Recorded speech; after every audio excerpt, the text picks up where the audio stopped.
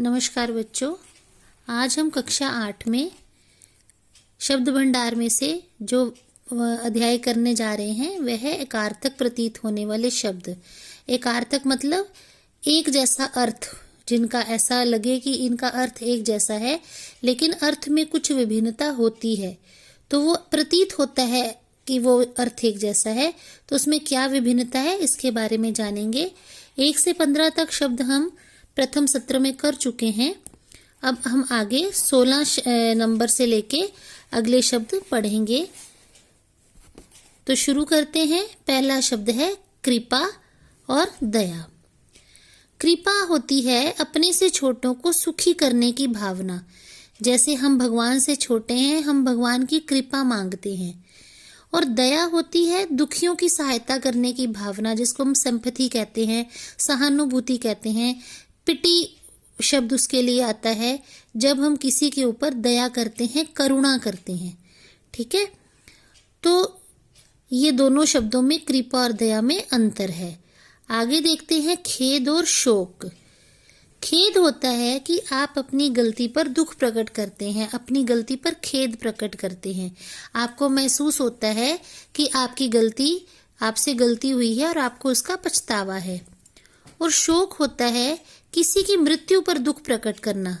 हैं तो दोनों ही दुख प्रकट करने वाले, लेकिन एक दुख जो है वो पश्चाताप की भावना से आता है, जो खेद का अर्थ कहलाता है।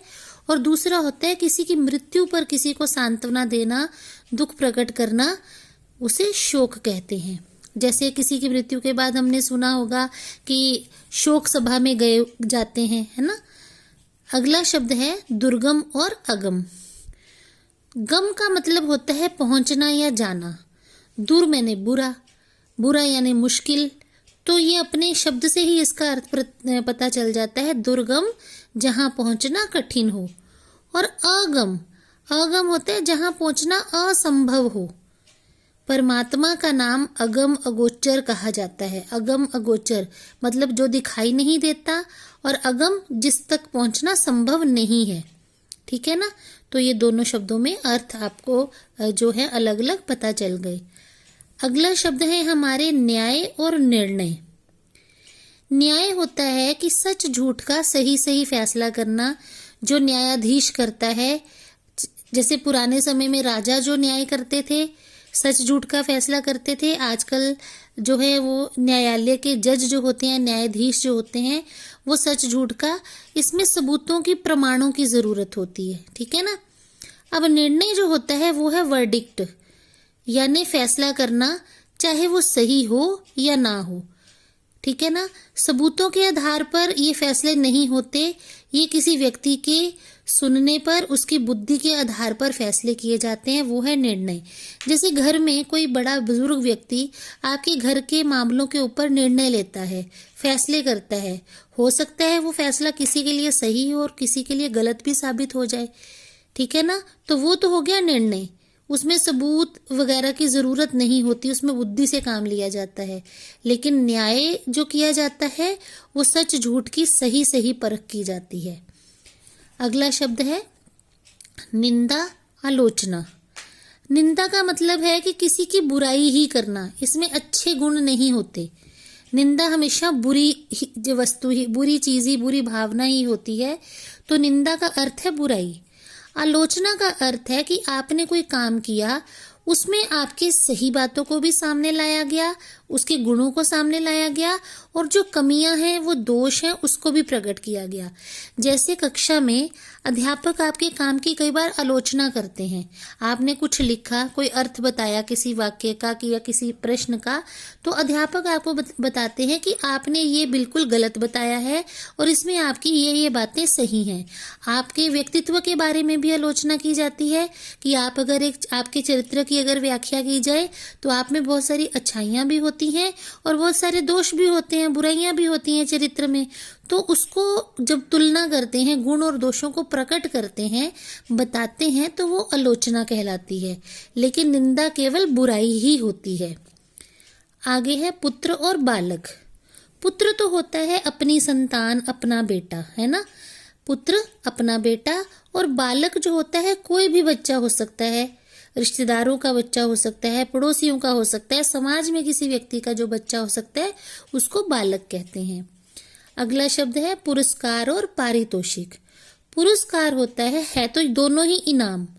साधारण भाषा में एक ही अर्थ में दोनों का अर्थ है इनाम, लेकिन पुरस्कार तब दिया जाता है जब आप कोई अच्छा कार्य करते हैं, आपको अच्छे कार्य के लिए जो इनाम मिलता है वो पुरस्कार कहलाता है। और पारितोषिक वो होता है कि अगर आप कोई प्रतियोगिता में भाग लेते हैं और उसके जीतने पर आपको इनाम मिलता है तो वो पारितोषिक होता है। भ्रमण और पर्यटन, एक अर्थ में देखें तो दोनों का मतलब है घूमना, लेकिन दोनों का अंतर क्या है अर्थ में। भ्रमण होता है कि इधर उधर घूमना फिरना, जैसे हम सैर करते हुए भ्रमण करते हैं, कोई काम करने जाते हैं तो इधर उधर अपना घूमते फिरते हुए आते हैं, तो वो तो हो गया भ्रमण। और पर्यटन होता है घूमने की इच्छा रखना, कोई खास जगह पे किसी मतलब किसी देश में या विदेश में केवल घूमने की भावना से ही जाना, तो वो होएगा पर्यटन, घूमने की इच्छा से देश विदेश में जाना। और भ्रमण होता है इधर उधर घूमना फिरना, जैसे कुछ जो बच्चे होते हैं वो गलियों में बाजारों में ऐसे बिना कारण भ्रमण करते फिरते हैं, बातचीत करते हुए, ठीक है ना। और पर्यटन होता है घूमने की इच्छा से कहीं जाना, चाहे वो देश हो या विदेश हो। अगला शब्द है भ्रम और संदेह। एक नजर में देखें तो दोनों का अर्थ होता है शक करना, शक होना, लेकिन दोनों के अर्थ में क्या विभिन्नता है। भ्रम होता है मिथ्या ज्ञान, यानी झूठी, मतलब आपको कोई किसी बात के बारे में पता चले जो सच नहीं है। जैसे भूतों, आपने कई बार कहते हैं भूतों की बातें करते हैं बच्चे, बड़ी बड़ी डींगे मारते हैं कि मैंने भूत देखा, मेरे मामा ने ये बात बताई थी, मेरे चाचा ने ये बात बताई थी, तो वो तो होता है भ्रम, क्योंकि सामने ऐसी चीजें नहीं दिखती, वो मिथ्या होती हैं। ये झूठ मूठ की बातें फैलाई जाती है, मिथ्या माने झूठ। और संदेह होता है अनिश्चय की स्थिति, कि आपको किसी बात में जो है आप कंफर्म नहीं हो, आपको पता है कि ये बात हो भी सकती है और शायद नहीं भी हो सकती। 50-50 जिसको आप कहते हैं कि ये चीज़ है भी और नहीं भी। जैसे आपको आजकल ये संदेह है कि आपके स्कूल खुलेंगे या नहीं खुलेंगे, इसका मतलब कि खुल भी सकते हैं अगर प्रशासन का ऑर्डर आता है, और हो सकता है कोविड की वजह से इस साल बंद ही रहें, तो ये संदेह की स्थिति हो गई, ठीक है ना। और भ्रम होता है कि आपने पेड़ पर सामने कुछ हिलता देखा, आपको ऐसा लगा कि वहां कोई बैठा हुआ है, चाहे वहां कोई कपड़ा ही हो या कोई पतंग ही हिल रही हो हवा से, रात के अंधेरे में जो नहीं दिख रही, तो वो भ्रम हो गया, मिथ्या ज्ञान, झूठी बात, ठीक है। लोभ और तृष्णा, एक नजर में देखें तो इसका मतलब है लालच। लोभ करना, तृष्णा, ये दोनों लालच के मामले में आते हैं, लेकिन दोनों के अर्थ में विभिन्नता कहाँ है। लोभ होता है कुछ पाने की इच्छा से अभिभूत होना। अभिभूत होना मतलब आपको कुछ मिल गया, आप उसको और ज्यादा लेना चाहते हो, चाहे आपको उसकी जरूरत है चाहे नहीं है ना। आपको लालच आ गया, कुछ पाने की इच्छा से अभिभूत, यानी वो इच्छा आपको बेचैन कर रही है। और तृष्णा का मतलब है कि आपको अधिक से अधिक पाने की तीव्र लालसा है, तीव्र लालसा, अधिक से अधिक पाने की। जैसे लोगों को धन का लालच तो होता है, लोभ होता है, हर कोई धन पाना चाहता है, लेकिन अगर आपको कुछ मिल रहा है, मान लो आपको कहीं से दौलत मिल रही है, आप अर्निंग कर रहे हो, लेकिन फिर भी आपको लगता है कि और अधिक से अधिक मेरे पास होना चाहिए। अगर मान लो आपका सपना था कार हो आपके पास कार आ गई, तो आपके मन में तृष्णा रही, नहीं ये वाला मॉडल नहीं, और इससे महंगा मॉडल और बढ़िया। अगर आपने अच्छा सा घर बना लिया, तो अगर आपकी तृष्णा नहीं हुई तो आपको उस घर में रहना अच्छा लगेगा, लेकिन अगर आपकी तृष्णा, अरे ये घर तो अभी भी छोटा है, ये तो और भी बढ़िया हो सकता था, इससे और महंगा घर मुझे चाहिए, तो वो जो आपका लालच कभी भरे ही ना, कभी खत्म ही ना हो, तो वो कहलाता है तृष्णा, ठीक है। वात्सल्य और स्नेह, दोनों का मतलब प्यार से होता है, दोनों का अर्थ है प्रेम, लेकिन प्रेम में क्या फर्क है, यहाँ पे क्या विभिन्नता है। वात्सल्य होता है अपनी औलाद को, पुत्र आदि को, छोटों के प्रति प्यार, जैसे छोटे बच्चे के प्रति ममता होती है, माँ की पिता का पितृत्व होता है ना, तो वो जो प्यार होता है पुत्र आदि के लिए माँ बाप का, वो है वात्सल्य। और स्नेह होता है बराबर वालों के प्रति प्रेम, जैसे भाई बहन आपस में स्नेह करते हैं, मित्र आपस में स्नेह करते हैं, ठीक है ना। तो परिवार के जो सदस्य हैं वो आपस में स्नेह करते हैं, प्यार करते हैं। वो स्नेह मतलब किसी से भी प्रेम की भावना रखना, वो स्नेह। और वात्सल्य होता है माँ बाप का जो प्यार होता है अपने बच्चों के प्रति। श्रद्धा और भक्ति, अब ये दोनों ही आस्था की बात है परमात्मा के प्रति, लेकिन श्रद्धा का अर्थ है कि आप अपने बड़ों या गुणियों के प्रति पूज्य भाव रखते हैं, आप अपने बड़ों का सत्कार करते हैं, आपके मन में उनके लिए आदर है, तो उनके लिए आपके मन में श्रद्धा है कि फलां व्यक्ति जो है बहुत ज़्यादा अच्छा है और मैं बड़ी श्रद्धा रखता हूँ उसमें, मैं उसकी बहुत बात मानता हूँ। और भक्ति होती है ये भगवान के प्रति अपनी आपकी आस्था श्रद्धा होती है, ईश्वर या देवता के लिए पूज्य भाव। श्रद्धा जो है लोगों के प्रति रखी जा सकती है, लेकिन भक्ति केवल भगवान की जाती है। अगला शब्द है श्रम और परिश्रम, दोनों का अर्थ ही मेहनत है, ठीक है। लेकिन दोनों की मेहनत में क्या अंतर है, दोनों के अर्थ में क्या अंतर है मेहनत में, तो देखते हैं। श्रम का अर्थ है केवल शारीरिक शक्ति से काम करना, जैसे कोई मजदूर है वो अपने शरीर का प्रयोग करके जान लगाकर सारा दिन मजदूरी करता है, तो वो तो शारीरिक श्रम हो गया, शारीरिक श्रम। और परिश्रम होता है कि शरीर के साथ साथ मन से भी कोई काम करना, जैसे आप पढ़ने के लिए परिश्रम करते हैं, लेकिन ऐसा तो नहीं कि आप किताब लेके ऊपर नीचे घूमते रहते हैं, उठते बैठते रहते हैं कि आप श्रम कर रहे हैं।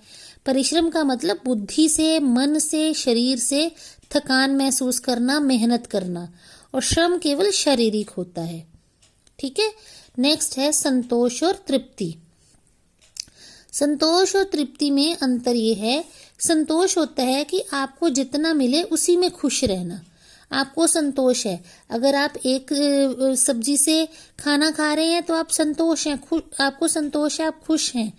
आपके घर रहने, आपके पास रहने के लिए छोटा सा घर है, आपके अंदर मन में संतोष है, तो आपको लालसा नहीं आएगी, लालच नहीं आएगा कि मुझे और मिले। जितना परमात्मा ने आपको दिया है आप उसी में खुश हैं, तो आप संतोषी प्रवृत्ति के हैं, आपके मन में संतोष है। लेकिन तृप्ति होता है कि अगर आपके मन में कोई इच्छा थी और वो इच्छा पूरी हो गई, उसके बाद जो आनंद, जो अनुभूति आपको होती है वो तृप्ति की होती है। जैसे अगर हम बात करें शरीर की भूख की, तो आपको बहुत भूख लगी हुई है, आप बड़ी देर से खाने के इंतज़ार में हैं, और आपके घर पहुंचते ही आपने देखा कि मम्मा ने बहुत अच्छा सा खाना बना रखा है, आपने वो खाना खाया और आपको बहुत आनंद आया, तो आपकी तृप्ति होगी, क्योंकि आपकी अच्छा खाना खाने की इच्छा पूरी होगी, ठीक है ना। तो वो होगी आपकी तृप्ति। नेक्स्ट है सहयोग और सहायता। सहयोग का मतलब होता है एक दूसरे की आपसी सहायता करना, यानी अगर दो व्यक्ति हैं तो एक दूसरे का सहयोग करके, एक दूसरे की सहायता करके काम को आसान बनाएंगे। और सहायता होती है एक द्वारा दूसरे की मदद, वो दूसरा कोई भी हो सकता है। सहयोग केवल दो व्यक्ति आपस में करते हैं, सहायता हम किसी भी अन्य व्यक्ति की कर देते हैं। सुख और आनंद। सुख होता है लाभकारी स्थिति में प्रसन्न होना। अगर आपको किसी चीज से खुशी मिल रही है, वो सुख तभी बनेगी वो खुशी अगर आपको उस चीज का लाभ भी मिल रहा है। जैसे आप गर्मी में, आपको जैसे बहुत अधिक गर्मी लग रही है तो आप पंखा चलाते हैं, पंखा चलाने से आपके शरीर को ठंडक मिलती है, तो आपको सुख मिलता है, आपके तन बदन में हवा लगती है, आपको गर्मी से राहत मिलती है, तो वो आपके मन को, तन को सुख मिला, क्योंकि लाभ मिला है उस स्थिति में आपको। आनंद का अर्थ है ईर्ष्या द्वेष से मुक्त प्रसन्नता की स्थिति, यानी आप अगर आपकी खुशी में, आपके सुख में आपको किसी से ईर्ष्या नहीं हो रही, किसी से जलन नहीं है, आप किसी से कुढ़ नहीं रहे, किसी के प्रति द्वेष की भावना नहीं है, यानी आप किसी के लिए बुरा नहीं सोच रहे और आप अपने आप में ही आनंद ले रहे हैं, तो वो है आपके आनंद होने की स्थिति, वो सुख आपको आनंद देता है। सुख जो है मानसिक और शारीरिक दोनों हो सकता है, लेकिन आनंद केवल मन पर निर्भर करता है, ठीक है। जैसे परमात्मा की भक्ति में लोगों को आनंद मिलता है, कई लोगों को संगीत सुनने में आनंद मिलता है, जो आपके आत्मा की, आपके मन की खुशी का कार्य हो, जिससे दूसरों से उसका कोई लेना देना ना हो, वो है आनंद।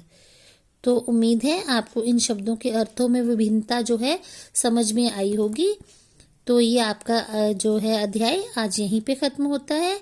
इसे आप अच्छे से लर्न कर लीजिएगा ताकि आपको परीक्षा में कोई परेशानी ना हो। धन्यवाद।